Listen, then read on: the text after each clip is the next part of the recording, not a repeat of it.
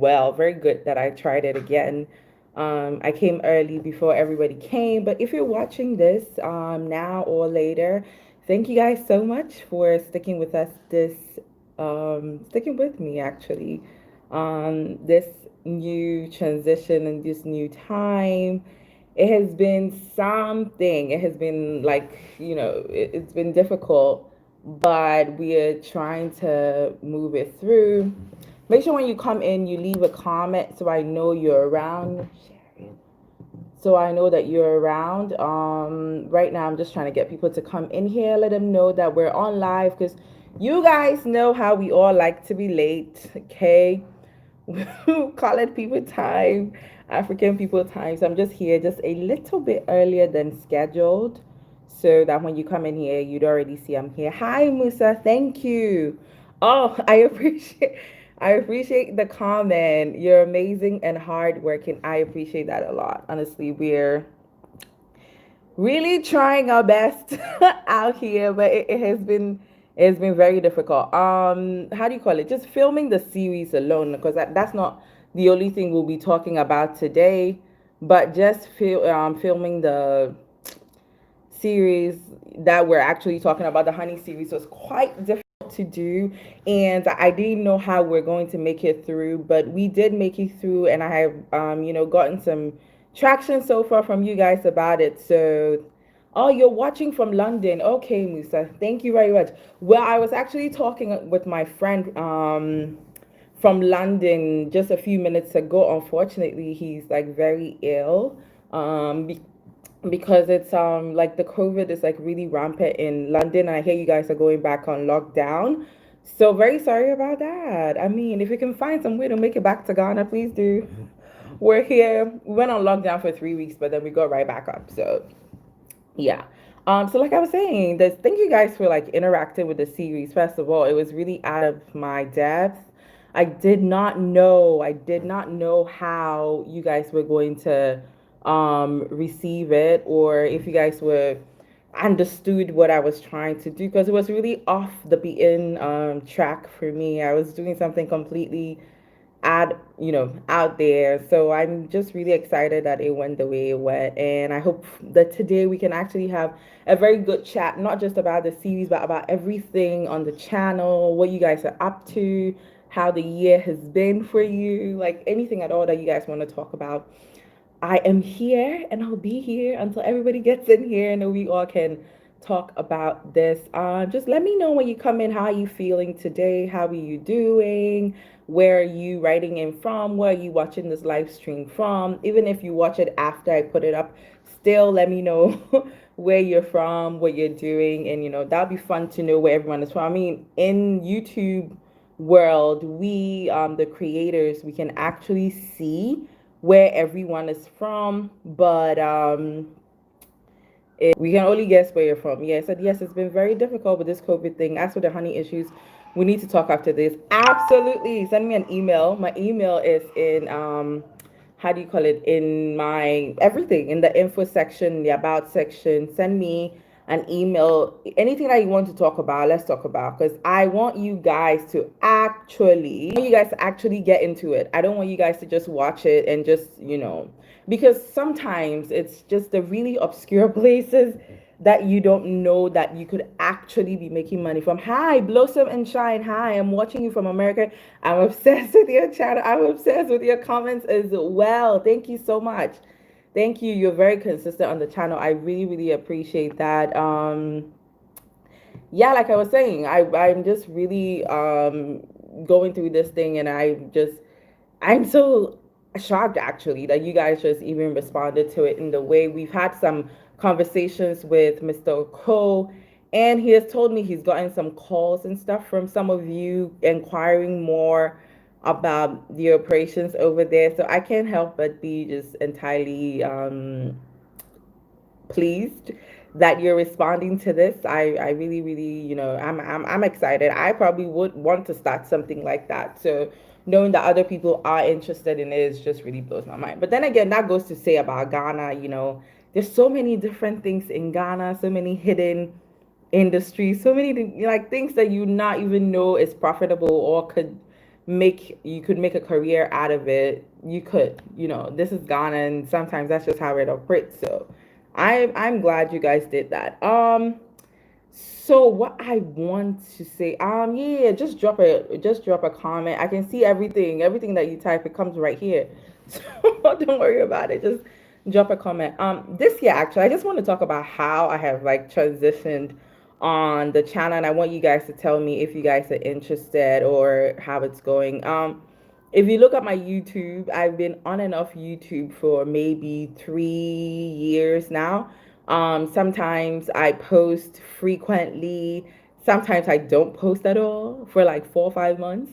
And then I'll post one video and I'll go away for like 2 months and come back again and post again. And what that has done is it has kind of made it difficult to come back into YouTube, because I feel like one thing that people don't know is that people don't know if you're going to keep doing this or if you're just doing it for now. You know what I mean? But this time round is very different because being in Ghana, this is my second year since I moved back to Ghana. And what I have learned is that Ghana kind of forces you to find your passions.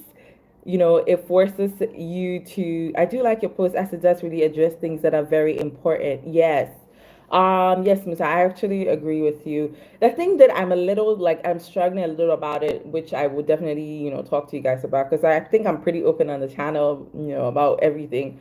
I feel like it's kind of like a little difficult for people to sit and watch something educative. you know I'm trying to find the balance between coming off as a teacher and actually coming off as a creator and as an entertainer, because I'm now, even now, looking at YouTube like it's not just an entertainment platform, but it's also an information. They call it YouTube University now.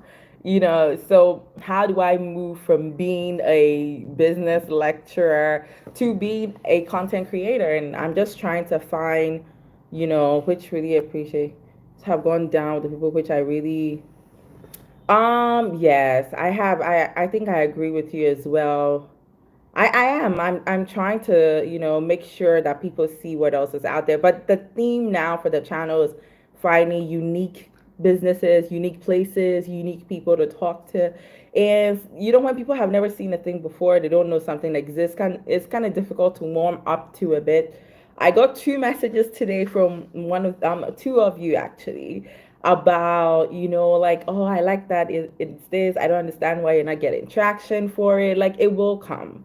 It will come. The thing for you to do, even now, today, as we're talking, you can share the, thumbs up this. I see some of you are thumbs upping this video. Thumbs up this if you're watching it, and share it. That's the part that you can do to make sure other people are experiencing this as well. It's for you to share and for you to thumbs up so YouTube, people are watching, and then they can bring other people back up.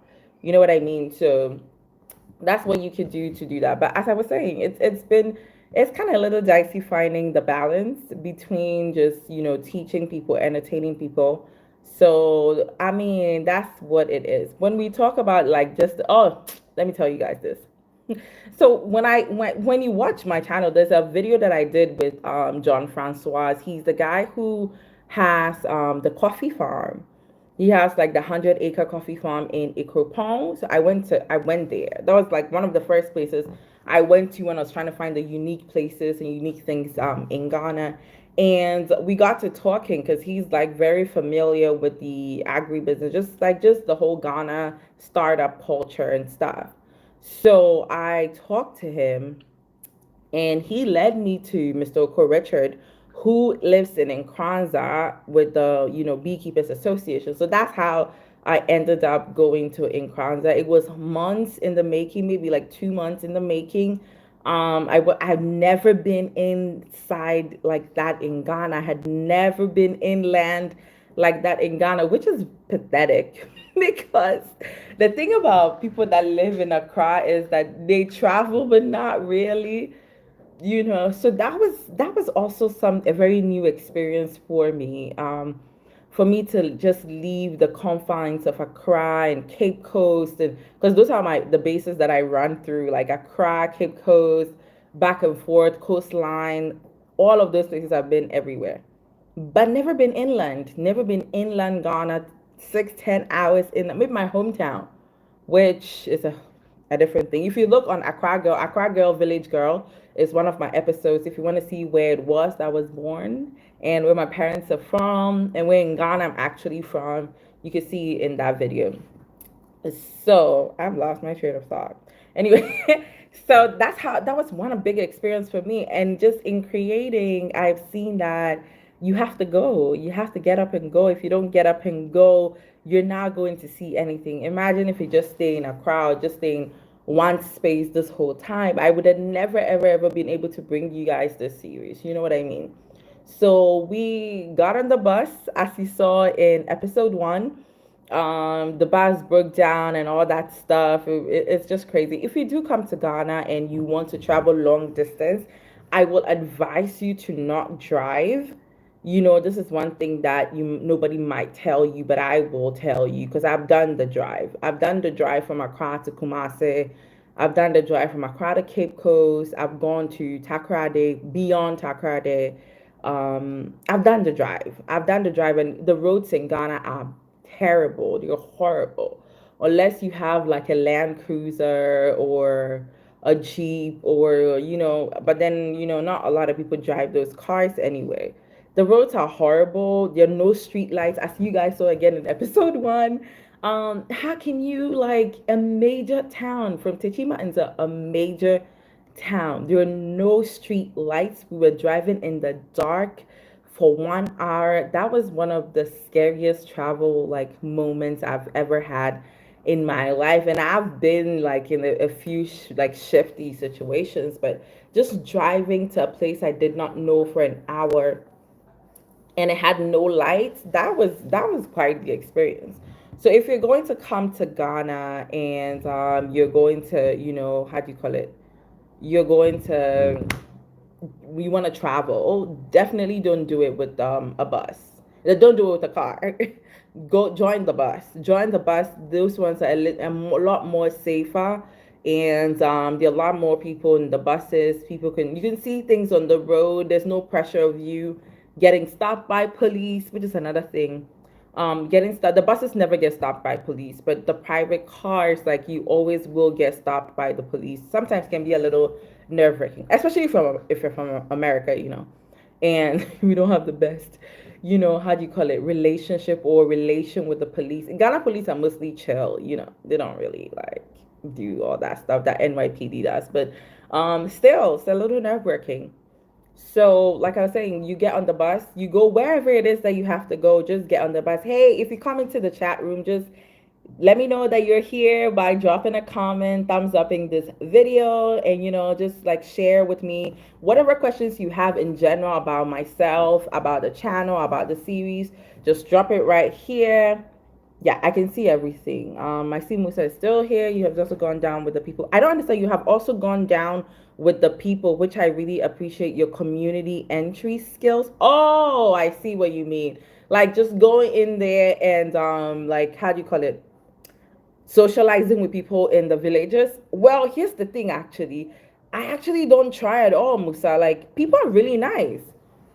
People are really nice. When we got to the first village, which was Barbing Fema with all the monkeys and stuff, I thought I was meeting like 3 or 4 people because before we got there, they were like, "Oh, there's some farmers who want to meet you. They want to talk to the camera and they want to tell people stuff." I was like, "Great, this is why I came. So let's do it." So I thought I would be meeting with 4 or 5 people. Like I went inside this like little church, in the outskirts of the village, and there were like 50 people like sitting there. It's one of them. It was a weird thing for me because I felt like I'm not a TV station. I'm not a multi-million dollar like network. Like I have 2 cameras. I have one other person with me. We're not even a crew. you know so for them to come out in their numbers like that, it was very overwhelming, and they were super nice. Like they just wanted to talk, and they said to us like we're the first Ghanaian people who have come there to ask about their work, the first time ever. anybody else that had been there before was from Europe. Like, they come there, take pictures of them, and which you guys have seen those pictures. Like the mission people come there, take their work, do whatever, and then they go. Nobody has ever, come there as a Ghanaian crew to talk to them and live with them. And so it was, I mean, I was a little ashamed for it, that we live in this country and you're people who produce our food and do all of that, and not one TV station, not one creator, not one anything has been there. But it goes to show you that, there's so much more to be discovered. There's so much more we could be doing. And it's just, I just wish a lot more people would go there. Like I said, like, go there and just experience it for yourself. The drive to the village alone, my God, like, cameras can't capture it well.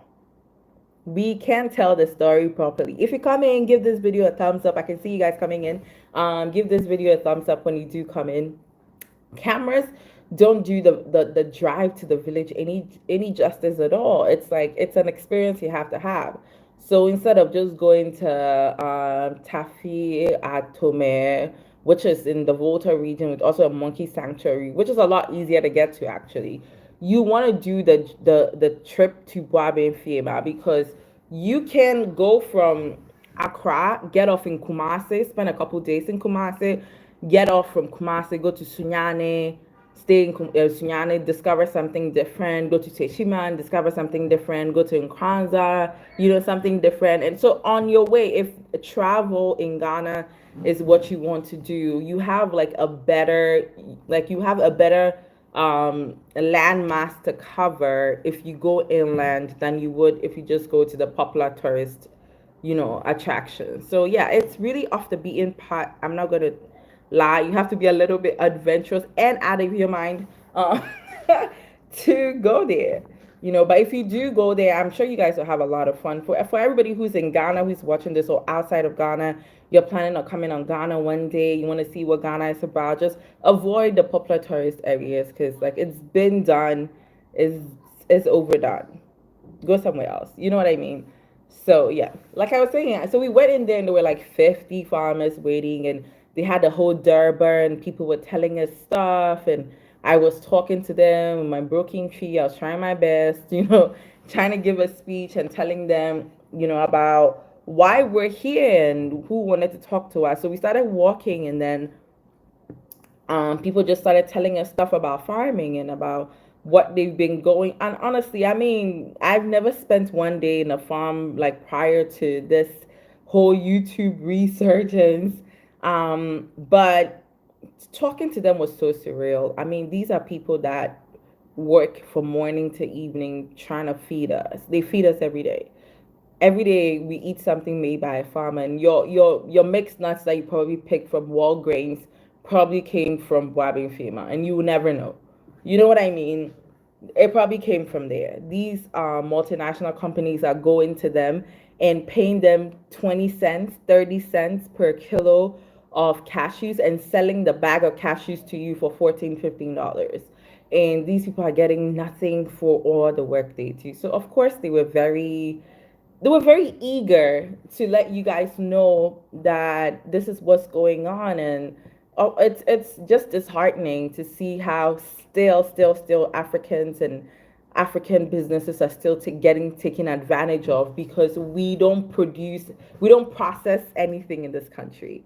There's no manufacturing sector in this country. So now I'm sounding very political, but we don't manufacture anything in this country. Why is it that we produce a lot of cocoa, but we don't have like varieties of chocolate in Ghana? We probably have like less than five that I can think about, less than five chocolate brands. We have only one hot chocolate company, which is Milo, which is not even Ghanaian, it's Nestle. You know what I mean? Like, we produce the raw material. We're the ones that make it happen. The soil, yesterday I was in I think Wodemaya's video. He also interviewed John Francois from Asili, which I'm so excited about it for John. Like, this would be such a great thing for his business. He hates the camera. I interviewed him He hates the camera. We have to get him there. Now he's on Woody Myers channel. I know his mind is probably blown. And what is his name? Nappy Bricks was like, if you plant a human being in Ghana, you probably gain more human beings, which is really true. Anything you put in the ground in Ghana becomes fertile. So I was always wondering why, but now I know why. And that's because we don't have manufacturing sector in this country. So whatever it is that people produce, they have to rely on multinational companies like Nestle, like Hershey's, like all these other companies to come buy it off them. And they buy it for so dirt cheap. They buy it for so cheap, so cheap, and then these farmers end up getting nothing. When you come inside, give us a thumbs up and leave a comment below so I know you're in here.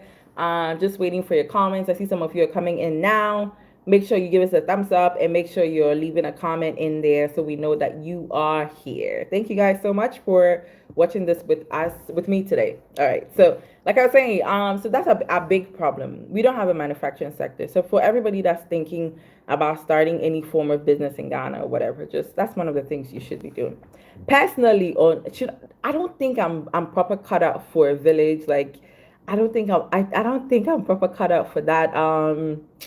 Yeah, I'm an Accra girl, man. I'm an urban girl. Like I lived in big cities my whole life. So being in there, not only was it like a experience, like, oh, you're out of your depth, but seeing how it is, I don't know, maybe I should make a video about like living in a village or something and see how it's like how do you call it? They had this series about with Paris Hilton and The Simple Life. Yes, where they had to go without their phones and stuff. I probably shouldn't make content about that. You guys put it down, let me know. If you want to see me like proper live in a village for a while to see how I can adjust. Because people are very nice when I went there. Like they were really, really cool. They just seemed like, we're doing a thing and thank you for coming, but we're still here. But I don't know if I can get acclimated to the life there because it's a lot of hard work it's a thankless, job that you're doing over there. Imagine you working or your whole like day, your whole life and stuff, and then people just come and give you pennies.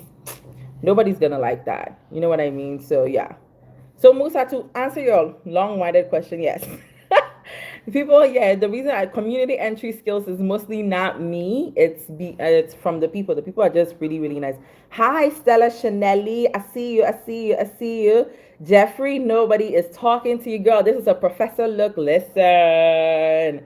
I I like that. Entrepreneur. What? Oh, Hetia JT. Look at you. Hi, Miss Pell. Miss Pell. Hi, Gloria. Thank you. So, where were you born and raised? Okay, so I was born and raised okay, so I was born in Ghana, born and raised in Ghana. Every time I say that I was born and raised in Ghana, but I became a woman in New York City because I left Ghana when I was like a teenager and I grew up there I grew up there for a bit up until 2018 when I moved back to Ghana. So that's it. Gloria says, "Love your channel always." Hi, hi, hi. Musa says, "Safia Tome is very nice." So yes, Safia Tome is very nice. It is very nice, but I feel like I got a lot more out of going to Boabing. I don't know. There was something different about it. The unfortunate thing is we are not processing in the local bias, connive with bias to cheat oh, hello. Excuse me. Musa, absolutely. That's what you're doing. People here they are middlemen, right? So that's the whole purpose like I'm doing this series. They're middlemen and the middlemen don't they're not honest. They're not honest. So people end up not making as much as they should, which is quite unfortunate. And Gloria says, "What are your plans for Ghana? What would you say to the diaspora?" Antonio Maya says, "Hello, Nana Shanti, currently in Ghana." Oh, I see, Antonio. Send me an email. That'd be great. Send me an email. Gloria, what are my plans for Ghana? And what would I say to the diaspora? Okay. So my plan right now, I'm going to make a like why I moved to Ghana 2-year update because I made a why I moved to Ghana video. That gained quite a bit of traction when I posted it, and then I made a part 2 of that for this year. No, for last year. That also got a little bit of traction, and I'm gonna make another one a 2-year old to tell you my plans for Ghana is like right now I'm staying in Ghana. I don't have anywhere else to be. this is the only thing for me is that it is now, after 2 years of staying in Ghana, I have just now discovered what it is that I'm supposed to be doing. You get what I mean? Like, it took me a while. Everybody told me that it would take 2 years. In the experience of people, it would take 2 years, but I never really understood why. Now I get it. Now I get it. It took me 2 years to figure out Ghana's system, how to, haggle for things, how to purchase things, how to do this, how to do that, where to go, the government agencies I'm supposed to be, it took me 2 years. And sorry, I've had my YouTube for a while, and it's just like 2 or 3 months ago that I decided to come back to YouTube, and now I'm figuring out that it's bigger than what I started with. I YouTube was just a, how do you call it? It was like another Instagram to me, honestly. You go somewhere, it's nice, you take a video, put it on YouTube. That's what we're doing back in America. Like, YouTube is like one of those like social media sites, but it's different now with all these analytics and all. It's crazy. Like, so these are my plans for Ghana. I'm staying here, and I wish that a lot more of you would, I mean, give it a shot. Like, give it a dry run. Like, I tell people, like, give it a dry run and see if it's the place for you. If Ghana is not the place for you, there's so many other African countries that you could move to. Namibia is hot right now. Gambia.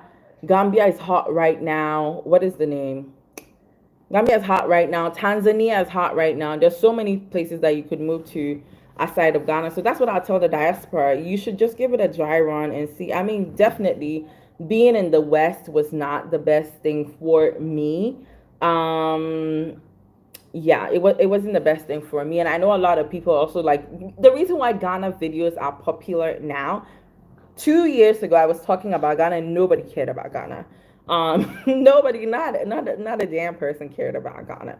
But now people care about Ghana because the year of return. So anybody that took content seriously this year, their numbers it's just gonna skyrocket, because everybody and their grandmother, when I went to, everybody was like, "Was Ghana? I hear you guys are chilling down there. Let me figure out how I can buy property in Ghana." Like, so that's why YouTube is big in Ghana now, because people outside Ghana are searching for information about Ghana, and I just want to make sure they are well informed. Not just coming here and just going through the trial and error. Just skip that whole thing and just do what you're supposed to do. Musa says FEMA has a lot more to offer to see, and not so many people trying to take your money. Oh, actually, when we went to FEMA, we didn't pay anything. Nobody, I don't think there's even an entry. There was nothing. We didn't pay anything. So they just let us do whatever we want, pretty much. Nobody asked us for anything. He said, Orejo says, "You mean not a damn person outside?" Yeah, you know what I mean? You know what I mean? Like, yeah. Nobody asked us for anything. We just went there, and I think at the end of the tour guide who was showing us the monkey cemetery and stuff, we gave him a little token, and he was like very appreciative. But nobody asks us a thing. You just, go there and do what you have to do. Yeah. So, like, when it comes to just moving to Ghana in general, which is where we are now. Oh, Miss Pearl said your network is bad, I think. Oh, I'm sorry. You can't see me.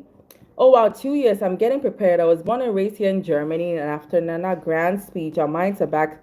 Oh, my God. But our struggle is basically, where do we start? Okay. Whew. So you guys are coming back to Ghana because of Nanado's speech. So I think that's also why Ghana is popular now. Nanado has done quite a great job, like putting Ghana on a pedestal, right? So Ghana's PR is out of here. Ghana's PR is like amazing. Miss Spell, if you can hear me, let me know if you can still see my network, because I'm seeing everything perfectly here, but I want to make sure that Yeah. Gloria, you said because of Nana. Yeah, Nana, our president, actually has spent a lot of money promoting the year of return to a lot of people. Give this video a thumbs up if you just came in here. Leave a comment. Let me know what you're thinking. Ask whatever question you want to ask. I am here for you today. We're gonna have a long chat. So yeah, Nana put Ghana on a pedestal. I mean, I was talking to some of my friends and they were like, Ghana, you have very good PR. We do actually have very good PR because of Nanado, but Then again, Canada is always asking people to come to Canada, and the US is always advertising, and Dubai, and everybody's spending money on PR. It doesn't necessarily mean that, there's structures or there's systems laid down for you.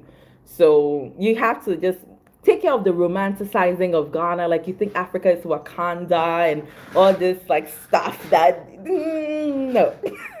It's not like that at all. It's not like that. It's a real place. Like, people live your lives and everything here. Like, it's not a vacation spot like that. Um, when you're vacationing in Ghana is different.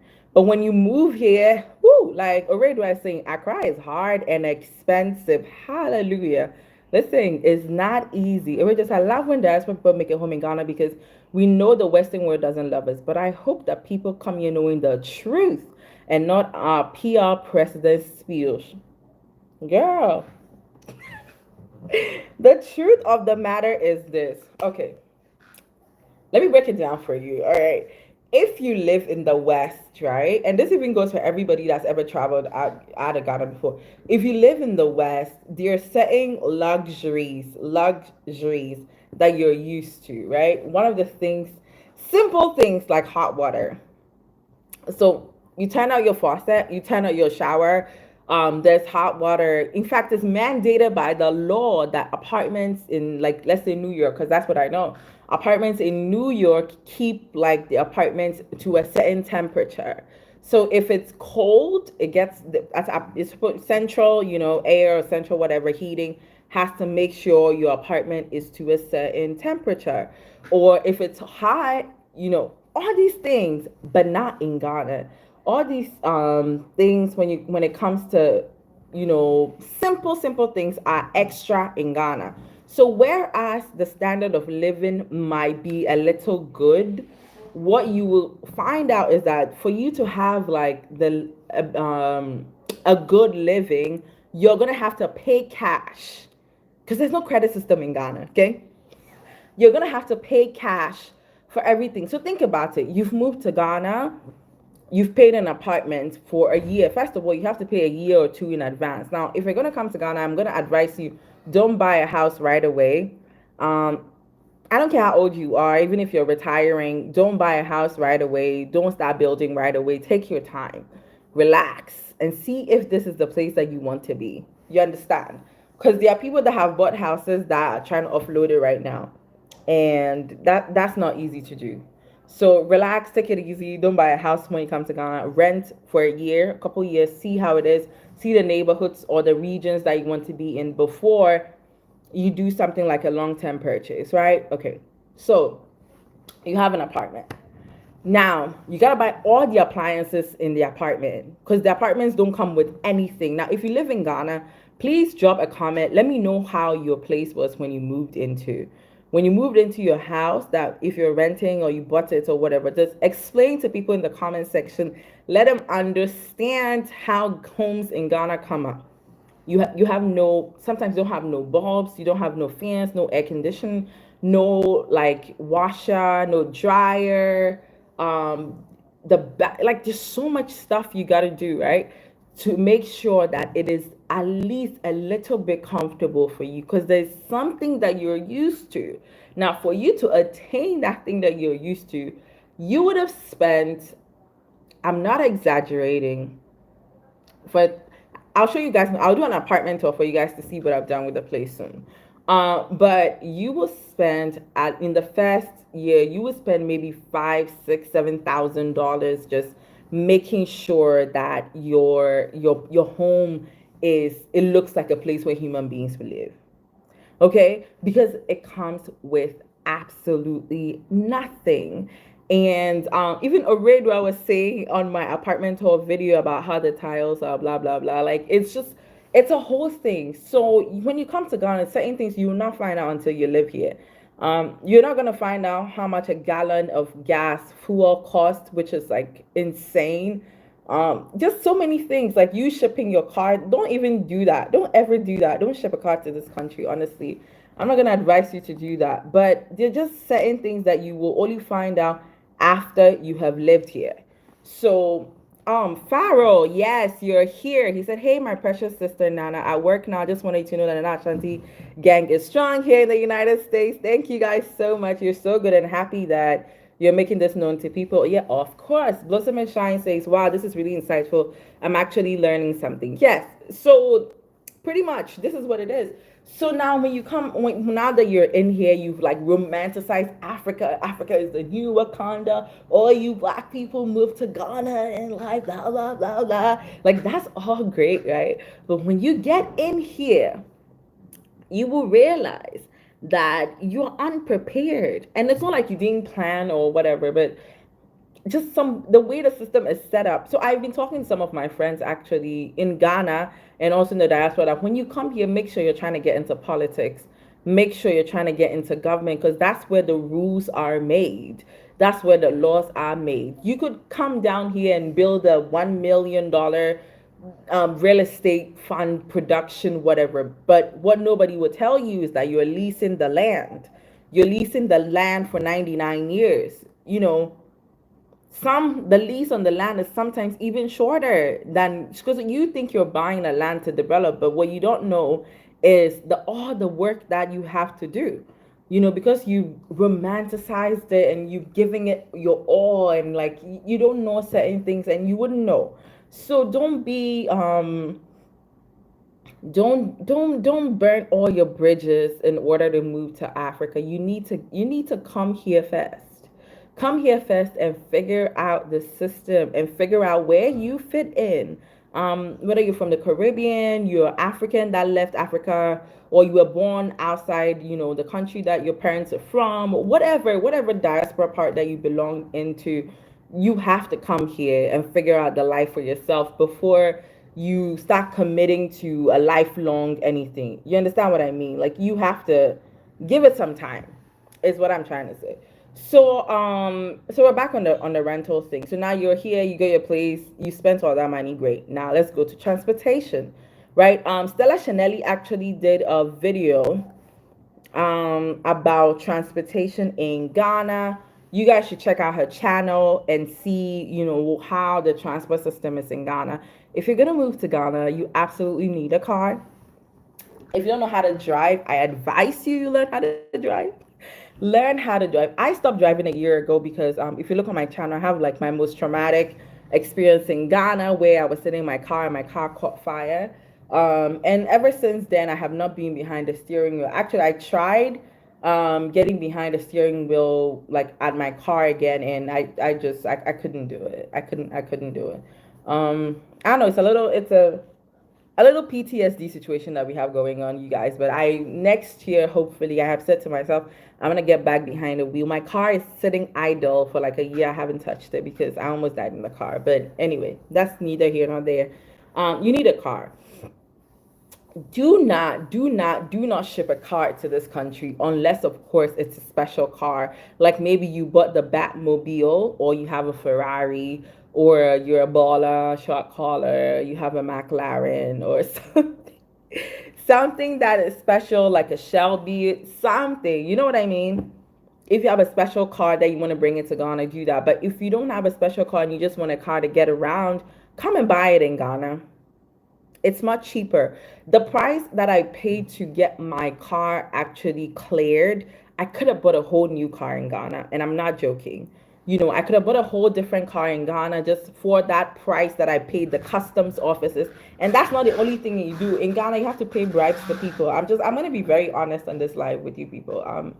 I don't want you guys to go through the stuff that I've gone to. In Ghana, if you want anything done properly, if you want it done in the most reasonable amount of time, you're gonna have to pay a bribe. Like, am I saying pay the bribe? No. Like you don't have to, but you will get frustrated if you ship a car to this country. That's all I can tell you. There's so many car dealers. I actually have a video that I'm going to be doing with a guy who actually does cars here. We've been trying to make it happen for some time, but yeah. So you guys can get the 411 on what it means to be owning a car in Ghana or shipping a car in Ghana, and then so you guys can make an informed choice about what to do. True Lauren, hey girl. It's a preach on, sister. Yes. She said, "This is where we want to reverse the damage here. It's so frustrating to do anything in Ghana. Absolutely. Ghana will frustrate you." Gloria says that, okay, so let me go to Musa. Musa says you really need to be prepared, especially your income. You have to have something that will bring you an income. Absolutely. We'll come to that. Glory says that for most Ghanaian Europeans, it's not really about getting houses. Our parents did that already. But what our parents fail to do is come back with their skills. And this is where we really want to reverse. Oh, God. Okay. So I come to Musa about the income in Ghana, but Glory about houses in Ghana. Okay, so first of all, now this today I'm telling all my business. Hey, so my parents have quite a few stuff in Ghana. Like the school that I manage, it's my parents. They have a house. They have another house. They have another house. Like they were middle class people that left Ghana to go to America when they were younger, and everything that they did, they poured it back into Ghana. But what I've realized is that my parents' goals and their dreams are not my dreams. Even the design of their houses, you might not like them because it doesn't fit your, you know what I mean? It doesn't fit your. When I came to Ghana for the first year, I was living with my dad, and I hadn't lived, or yeah, with my dad for like 10 years. So that did not work at all. Like I had to get out of there. Um, that did not work. So that's another thing that you have to consider. Like, even though you want to come to Ghana and be with your family and do, after a while, you just realize that this is not it. So you have to be prepared for that possibility as well. That you might not necessarily want to be with your family. Is what I'm saying. Like, something might happen that you might not want to be with your family. So you have to do that. Musa's talking about income, especially your income. Okay, so let's talk about income. You guys saw I had a video recently with Jessica. She was talking about, ooh, okay, hey Takesha, hey Antonio. Okay, I'll come to you. So about income, we're talking about, Jessica was talking about how to work remotely, as in when you're in Ghana, you can be in Ghana, but you can work anywhere else, right? What you have to do in Ghana, you can't do one job in Ghana. I don't know anybody in Ghana that does one job. You will be broke. I don't care if you're the CEO of Uber and you're in Ghana, you will go broke if you have one job in Ghana. I'm just telling you the God honest truth. I don't care if you own Kempinski Hotel in Ghana, which is a 5-star hotel in Ghana. You still have to have a side hustle. So the way to do that is to make sure that if you're coming here, you want to get a job before you come here, do that. But also pick up something entrepreneurial to do on the side, and also use your skill that you already have. You have to have 2 to 3 things bringing you income at all times, because now, even with Corona around, we've noticed how people have lost their jobs, including myself, actually. So you have to do things that you have control over. So don't ever put your eggs in one basket in Ghana. I don't know anybody that has. I mean, there's Henrietta in here. Where's she? Henrietta Agete, entrepreneur extra. Oh, you guys should check out her channel.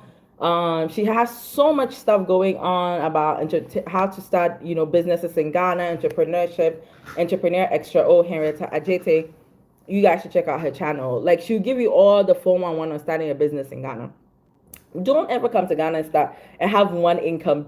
Please, it's not enough. It's never going to be enough. Everything in Ghana is cash, cold hard cash. There's no credit system.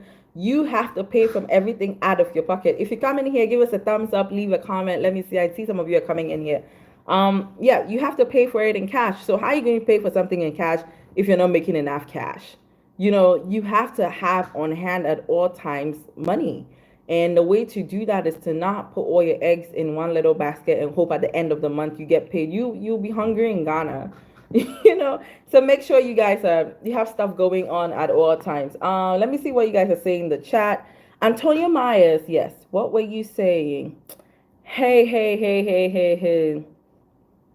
Hi, True Born. Yes, side hustle is the deal. You absolutely have said. Antonio, can you talk more about what to expect when dealing with Ghana immigration, residency? Oh my God. So you guys don't want us to go home today. All right, here we go. Dealing with Ghana immigration. Okay, so me technically, right? Technically, I'm American, right? I have naturalized as a citizen of the United States. So that's where I was for a long time.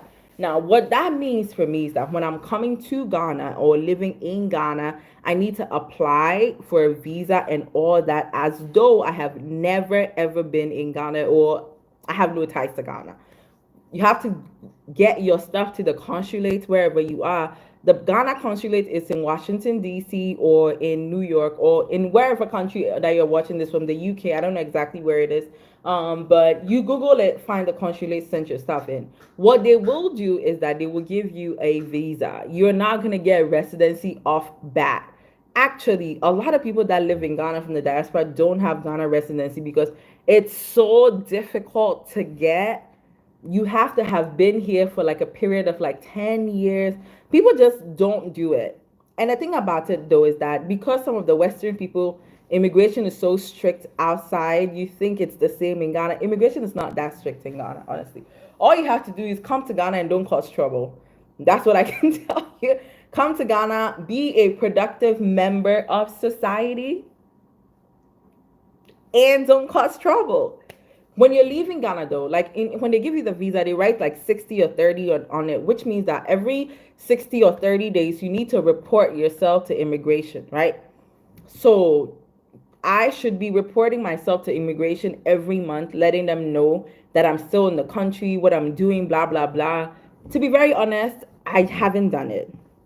So this one time I was actually getting out of Ghana and I got to immigration. It was at dawn. Where was I going? Somewhere. So I get to immigration and they tell me like, ma'am, we wrote 60 days on your visa. Even though you have a 5-year visa, there's also a limit to the time that you have to report yourself. So in 60 days, you're supposed to come here and pay 40 Ghana cedis, which is like $8 equivalent. And you didn't do that. So they calculated that at that point, I'd been in Ghana for 10 months. So they calculated 40 times 10, and I had to pay them 400 Ghana cedis before they would let me go on the plane. So, I mean, that's one of the things nobody will also tell you because, like, who the hell knows this? Who the hell knows this? But yeah, you have to pay that before they'll let you leave the country. So what you have to do is get the 5-year visa, whatever kind of visa you want to get, a tourist visa and business visa. That's really up to you. Get that visa, come into Ghana, report yourself to immigration once every month, and you should be good. If you want to be a resident, if you want to be a citizen, like citizen of Ghana, I actually don't know the process, but I also don't know many people that go through that. Like, it was like 2 or 3 years ago that like a bunch of African Americans were made Ghanaians, but they don't ever talk about the process that they went through. I believe it might be something very tedious, but if you want me to find somebody to talk about this on the channel, Antonio, let me know. I definitely will do the work to make sure you guys are getting all the information that you need. I know they were writing a new bill in Parliament for getting citizenship, but I don't know how far that went. So if you do want to know still, let me know. All right. So hey Takesha, hey. Vaughn says, if you have money, build or buy a house before. I don't know about renting is so expensive. Like if you want a really nice place in Ghana, it should cost you like maybe like $5,000 a year. Yeah, like it should cost you that about that much. It should cost you like $3,000 to $5,000 a year if you want a really nice place in Accra. Leave Accra, okay? Leave Accra. The more you get out of Accra, the cheaper things get. The stuff that we ate that night in the Honey series, the nightlife in a village in Ghana, all the food that we ate came to like $5. I swear to you, it came to like 25 Ghana cedis. For 25 Ghana cedis in Accra, I could barely get the leg of a fish. Okay, but outside of Accra, everything is so cheap. So if you can, don't move to Accra, move somewhere else. But that's pretty much what you're looking at. Yeah, Takesha says that's why I plan on building and designing my home. Absolutely. Take your time, girl. Take your time. Do not be in a rush. Like relax, take it easy. Come to Ghana, be here for a year or two, figure it out if this is the place for you, like I've said, and then you can start like, okay, I like this place, I love this place, I want to live here. Then you can start planning on building and what areas. Like I've identified where I want to be now, and it's not going to be in Accra. But if I was not here in Ghana, I wouldn't know that now, would I? So take it easy. Glory says, I hear the Wi-Fi packages for home site. Oh my God. Is that true? Without good Wi-Fi, people can do real business online. Vaughn says, everything in Ghana is expensive. Just notes that I think Ghana is one of the most expensive country. Girl, I'm gonna have to drink water on that one. Listen. Okay. So before I came online, right? I buy 50 Ghana cedis worth of data and that gives me 10 gig. 50 Ghana cedis is like $8, okay? 8 United States dollars. It gives you 10 gig. Now, back in New York, I used to get cable, Wi-Fi, unlimited Wi-Fi, and a home phone for like max on Spectrum for like $100 a month. In Ghana, $100 worth of data alone will give you like maybe 150 gig, and it's not unlimited. That's the whole point. So you're absolutely right. The data prices is insane, but what you have to do is you have to pace yourself. You can't be downloading too many shows on Netflix when you're in Ghana. Like, you have to like manage yourself when you're in Ghana. You can't be on the internet all day when you're in Ghana because it's expensive. It's expensive. And the thing is, are you making enough money to cover all that stuff? The answer to that is probably no. Even if you were, that's still a huge expense to pay $100 for 100 gig of data. Like, that's expensive.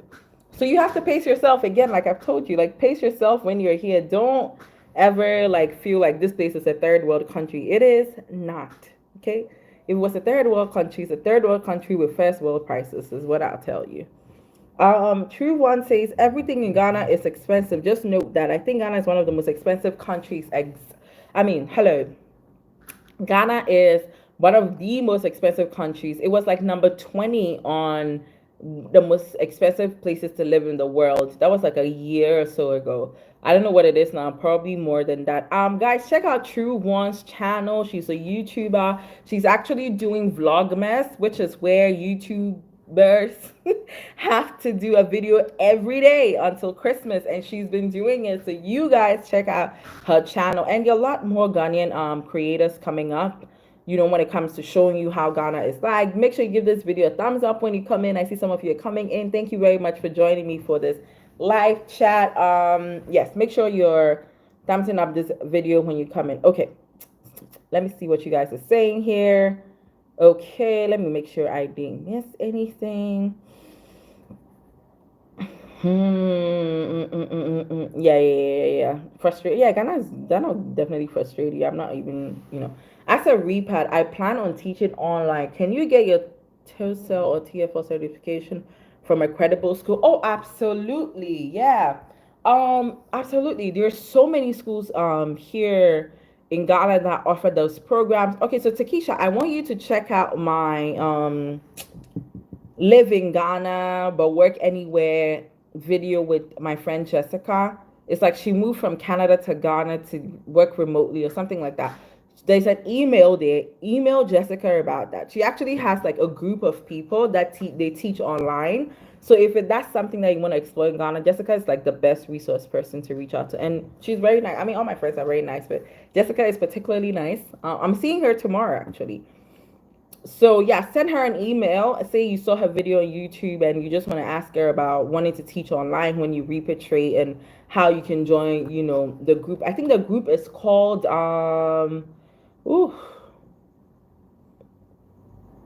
I've forgotten the name of it. Oh, Lifelong Collab. Yes, there you go. Lifelong Collab is the name of the company that helps you teach kids online. So if that's something that you want to get into, absolutely do that.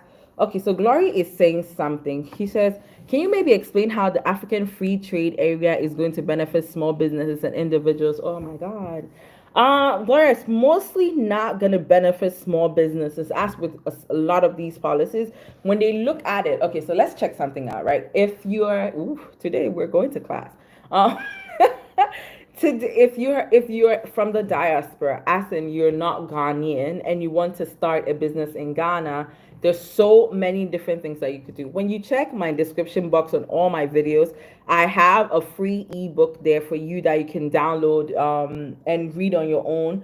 I also did some webinars about working in Ghana, living in Ghana, all that stuff. It was very fun time. I have that link as well, also in my description box. When you click under every video, it's right there. So make sure you're checking that out. What that does is it explains to you everything that you need to know about what you can do. But here's what's gonna happen. When you come to Ghana and you want to register a business, first of all, you cannot, if you're not Ghanaian, you cannot register a business on your own. You have to have a Ghanaian partner.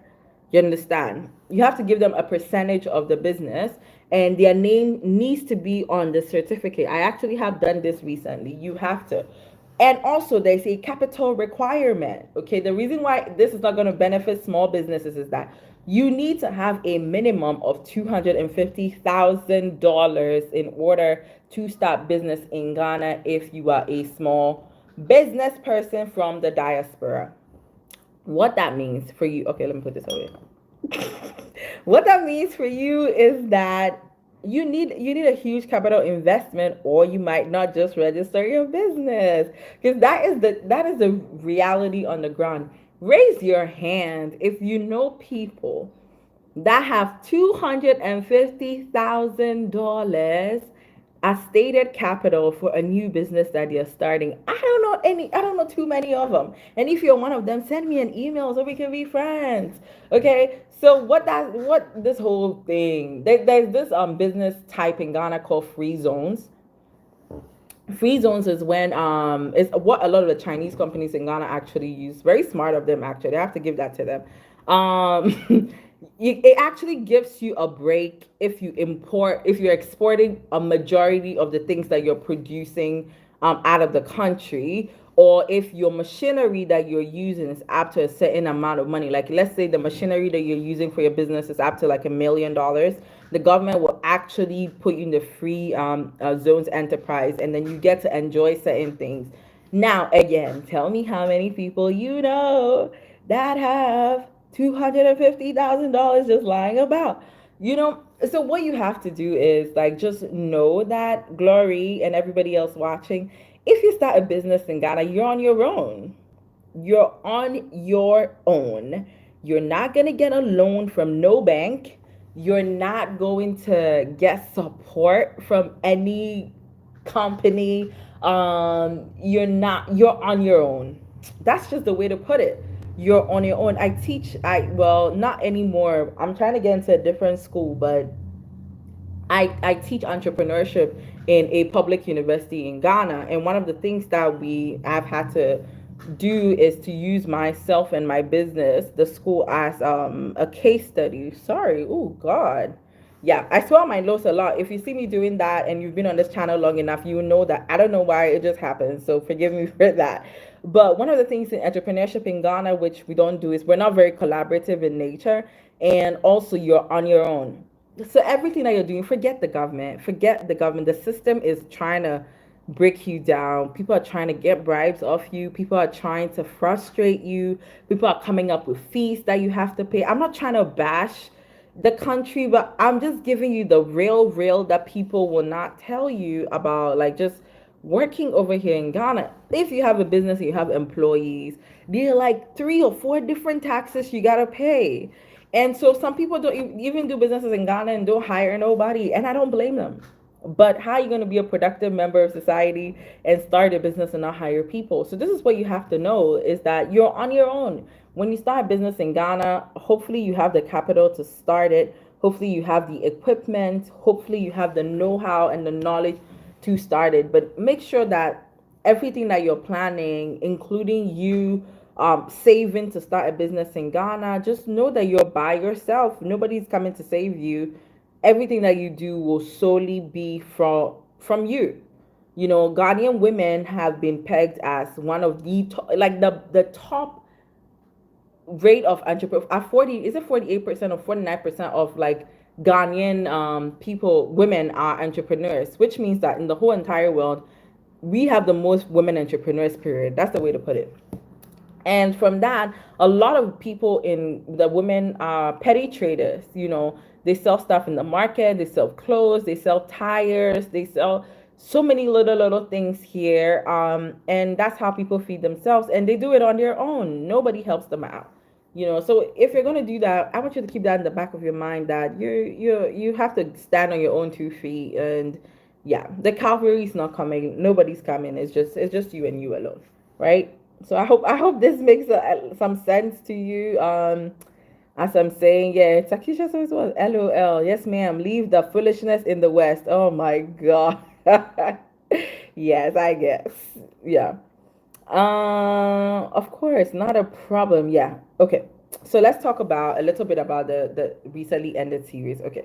So what you can do for this channel moving forward is, whenever you watch the video, make sure you're sharing the video.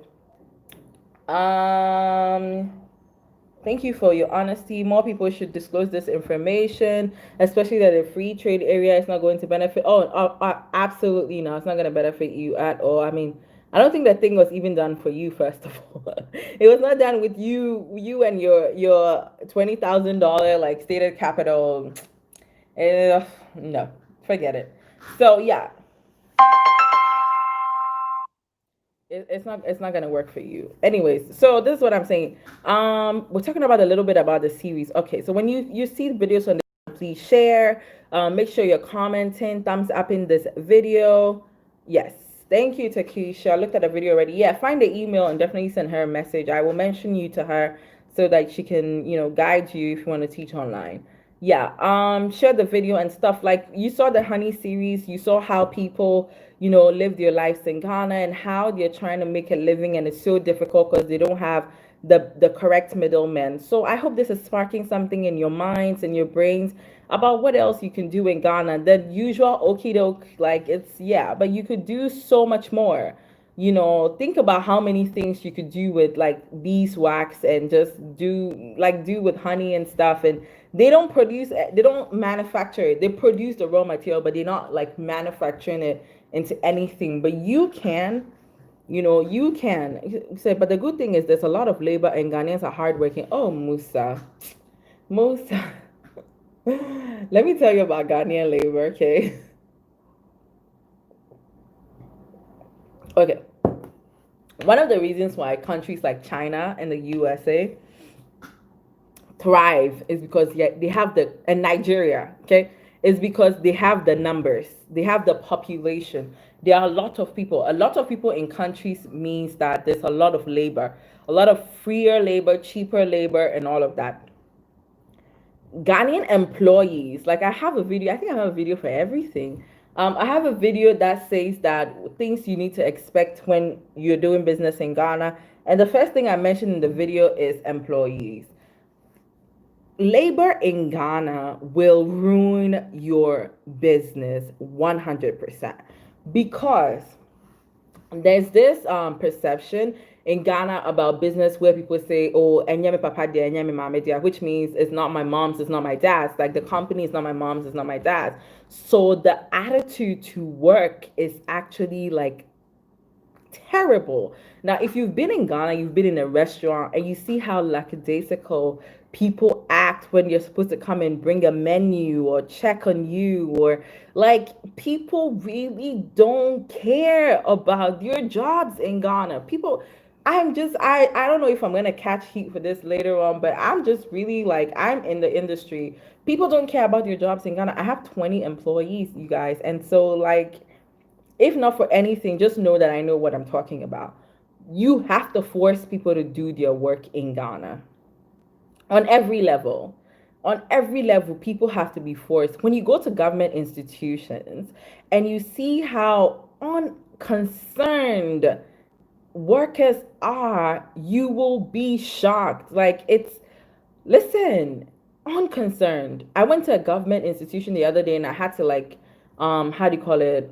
White out. I had to white out something that I had done wrong. These people made me buy the white out. Okay. They made me buy it, and I literally had to, like, plead with the woman to sell it to me. Okay, he's like, I do get you, but I'm talking about people in the rural areas, not those in the city who are so full of themselves. Yeah, I mean, I think like that attitude to work in general might be universal, Musa. Like I stand to be corrected, but people in the village, I see they're very hardworking. As in, if you don't farm, you don't eat. If you don't go to the market, you don't eat. So like motivated by that, they're not salaried workers. You know what I mean? So motivated by that, yeah, they might be a lot more inclined to do their jobs. And actually, they are like entrepreneurs on your own. You understand? If you're a farmer, you're an entrepreneur because at the end, you got to sell the product. Like nobody's coming to you. It's like we went to them. It's like, hey, can you talk to us about this? But we were the first Ghanaian crew to go on there and shoot their work. Nobody had done that before. So what that means is that nobody's checking for your work. You have to sell the work. So if you're an entrepreneur by yourself, open your business, of course you're going to be passionate about your job. Of course you want to pay your ECG bills on it, and you want to do all of that. But for you hiring labor, hiring people into your business in Ghana, it just, oh my goodness, the mental gymnastics is just is insane. I mean, I've had to do certain things at my business that, things that might not be traditionally done, but I did it. I started like deducting people's salaries for lateness. I would withhold a certain amount from your salary if you show up late. And how much I would deduct depends on how late you showed up. And in like 2 or 3 weeks, that problem cleared right up. Like it cleared right up. Like people were showing up way before the time that it was supposed to be in. But why do I gotta do that? Because like they're just the attitude to work is something. So yeah, in starting up a business in Ghana, one of the things that you should know is that yeah, absolutely, you're hiring people, you're you're gonna run into some problems you've never even known, like the excuses and stuff. You have to be like, you have to be compassionate and all, but you also have to know that you're about your business. You don't let people just run your business into the ground when you're the one that has to come up with $250,000. uh, All right. So just make sure that when you're hiring people in Ghana, you're doing your background check. Musa said they need a lot of education and prompting. Yes, yes. It's a lot of training as well. Like you have to spend a good majority of your time, more than usual actually, training your employees to represent your company the way you want it to be represented. Because if you just leave it to them and think that they're going to know they're supposed to do a good job, like that's sorry, that's not gonna happen. So yeah, that's pretty much it. From now going on, I want you guys to tell me what kind of like content you guys want to see on the channel. The theme that I'm going from now, I promise you guys, like I know like my channel doesn't have a lot of traction right now, and I believe that in due time, with a lot of work and strategy and just discovering the things that I'm supposed to discover, it's a journey. I know that we will eventually get there. Definitely prompt your friends and your family about the channel. Make sure you're posting on your Facebook, your Twitter, your Instagram. You're dropping links here and there to make sure that people get to see this stuff as well as you see and enjoy it, and you're spending your time here. I think other people might also benefit from seeing it, so make sure you're doing that. But I want you guys to tell me what you want to see on the channel moving forward. Whatever it is that you add. We're here. I'm a creator. This is what I do now. I have way bigger plans beyond here. Also centered about creating, but also bigger plans that I will have eventually. So I just want to get your input about what you want to see on this channel moving forward. What is it there about Ghana, about Africa that you want to see?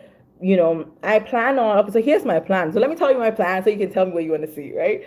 So I plan on from next year, which is in 2 weeks. Hello. From next year, what I will be doing is I'll be doing a lot more of the startup world. Like I want you guys to meet these entrepreneurs who are doing their thing in Ghana. I think it's so important to put a spotlight on them. Some of them that we've talked in the past 2 months, they've never been interviewed before. Like the kind of things that we have to do to prep them to be comfortable in front of the camera. I'll show you behind the scenes one day. It's hilarious sometimes.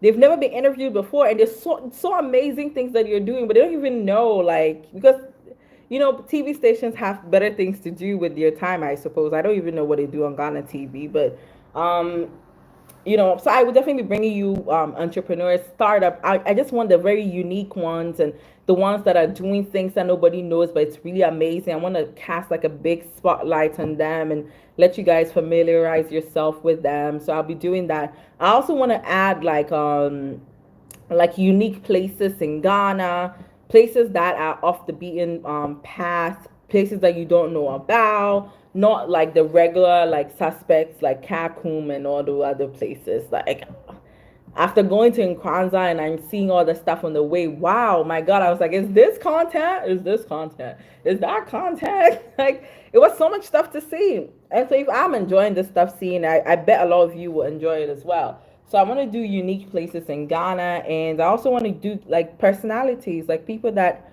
you know are doing amazing things in Ghana. I absolutely want to see it. Aliko Books and Aliko, thank you so much from Instagram to here. I really appreciate you for coming by. You said supply chain example, growing coconuts all the way through, but oh, real, okay, got it. Growing coconuts all the way through bottling coconut water or making it into coconut oil. Okay, so from like raw like material through production all the way to the final product, right? You want to see a video like that? Perfect. All right, I love that. I think we would all enjoy that. So I will put that in the back of my mind. We'll make sure we'll make something like that happen. You also want to see real estate. Okay.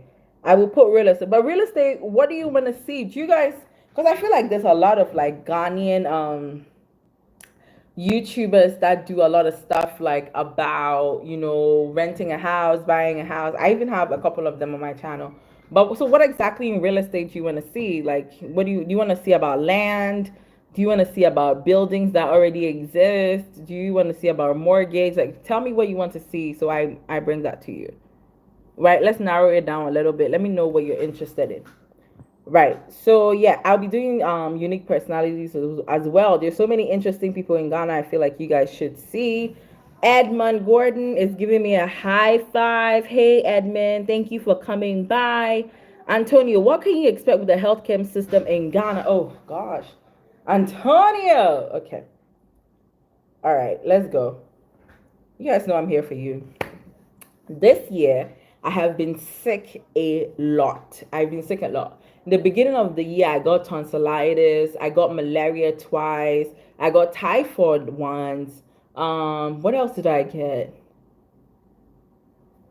I got typhoid once. It won't clear up. I got free for a week and then it came back again. So I've been sick a lot this year. I've been to private hospital, public hospitals. I've been everywhere. So this year was not a good year for health. I think mostly of that was like probably anxiety driven from this whole corona panic and anyways, but I got sick a lot this year. What I would say is that I have an Accra girl video about Accra will kill you or something like that.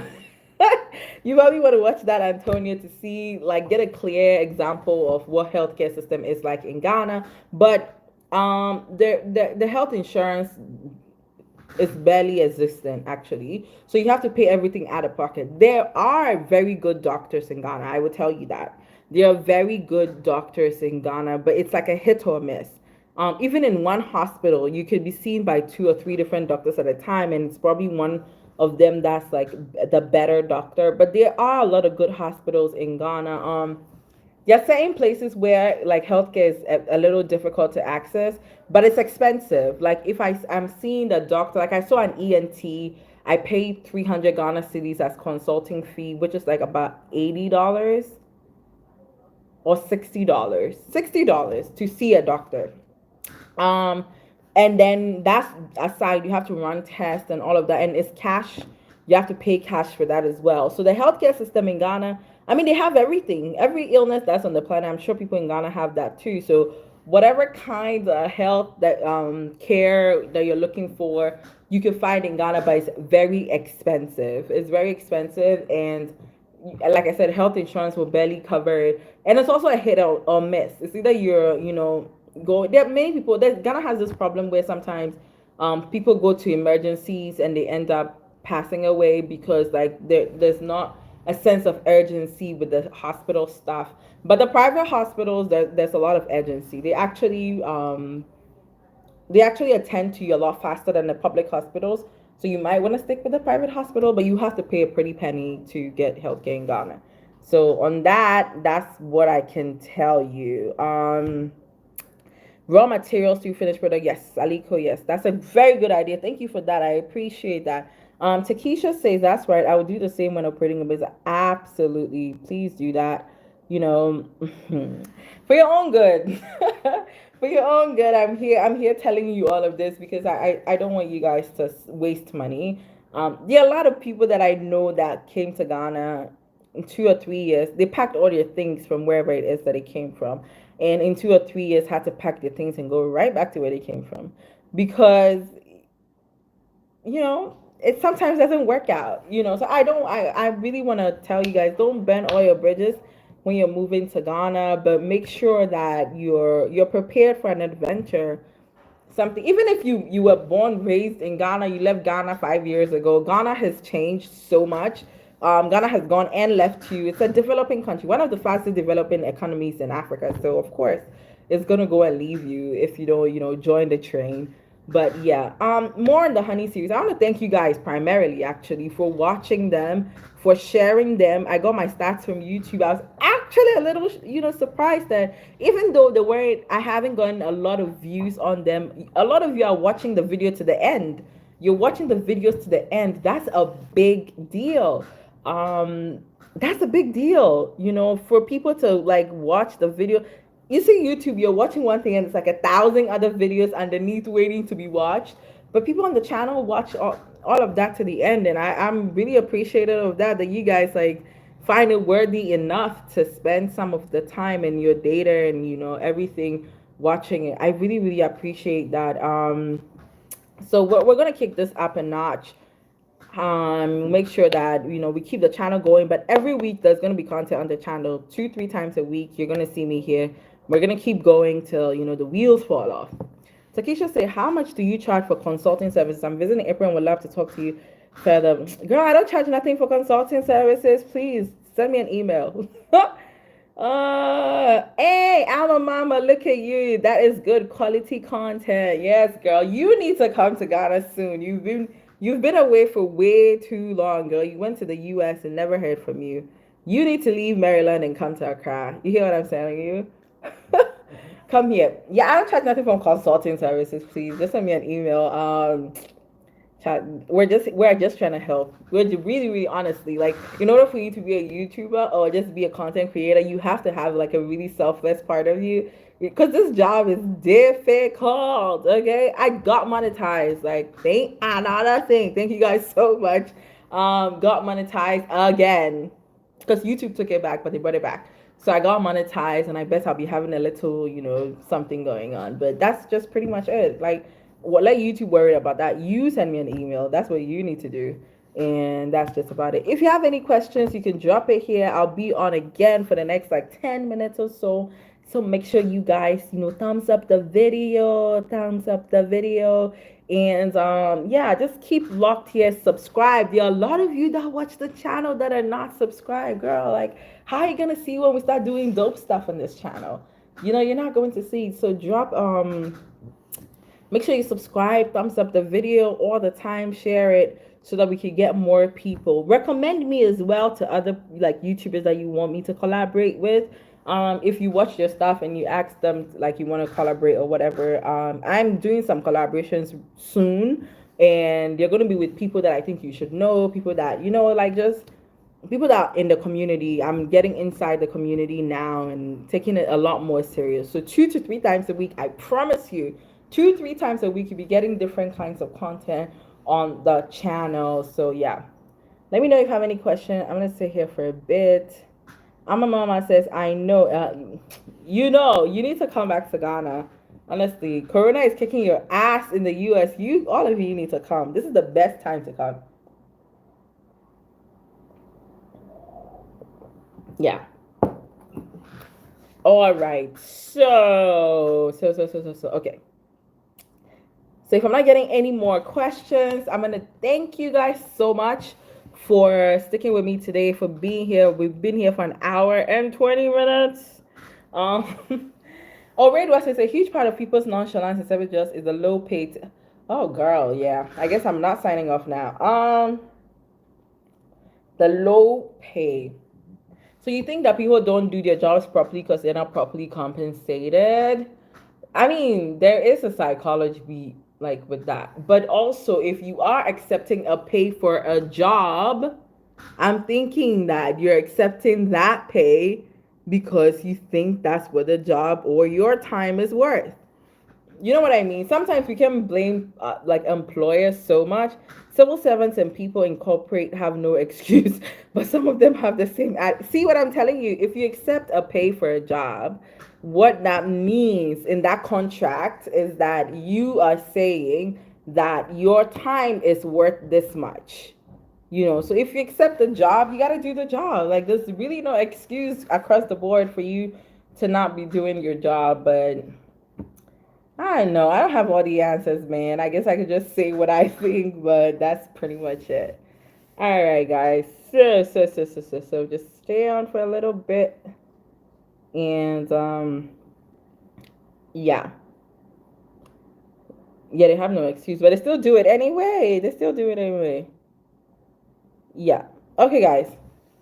Good job. Keep it. Aliko Books, thank you so much. I see you all the time on Instagram. I appreciate it. Let me know if there's anything that you have going on in Ghana. You can send me an email. Let me know what's going on. But apart from that, I am going to sign off now. I thank you guys so much for sticking with the Honey series. 7 episodes. That was not easy to do. I had to put out eight videos 4 times a week. Like, I'm so tired. I'm so exhausted. But we'll do it again. You know what I mean? We're tired, but we'll do it again because this is what we've committed ourselves to doing, and we'll make sure we do a good job. From now on, I'm gonna kind of kick up the production quality a little bit, and just whatever it is that we have to do to make sure you're having a great viewing experience and informing something, educating something, entertaining you. That's exactly what I'll be doing. So thank you guys so much. My Instagram is at Miss Nana Ashanti, at Miss Nana Ashanti on Twitter. I'm kind of a disaster on Twitter. So if you want to, yeah, Takesha said I would definitely recommend getting private insurance as a report. Oh, of course. You definitely have to get insurance. But sometimes the insurance company try to weasel out of paying. But anyways. But yeah, definitely get insurance for everything. Insurance. I used to sell insurance in New York actually. Get insurance for everything. Everything. Your life, your car, your toes, whatever it is, get insurance for it. Antonio, I'll be in touch now while I'm here. Of course, of course. Let me know. Send me an email. I will be right here. Thank you guys so much. Thank you for your time. Thank you for your likes, everything. I appreciate all of it. You could be doing anything else, but you're here chatting with me. So I appreciate it a lot. I am signing off. Follow me on Instagram at Miss Nana Ashanti, on Twitter, Miss Nana Ashanti, on Facebook, Nana Ashanti page. I will see you guys soon. We'll be doing some more easy stuff this week and next week. Merry Christmas to everybody that does celebrate it. And for people that don't celebrate it, I hope you're happy that this year is ending. That's all I can say. I don't think anybody had a good year, but I'm glad we're all here alive, texting, and we made it to the end. We made it. We made it. We made it. Thank you. All right, guys. Love you all. I will see you soon. Bye-bye. Thank you. Good night, everyone.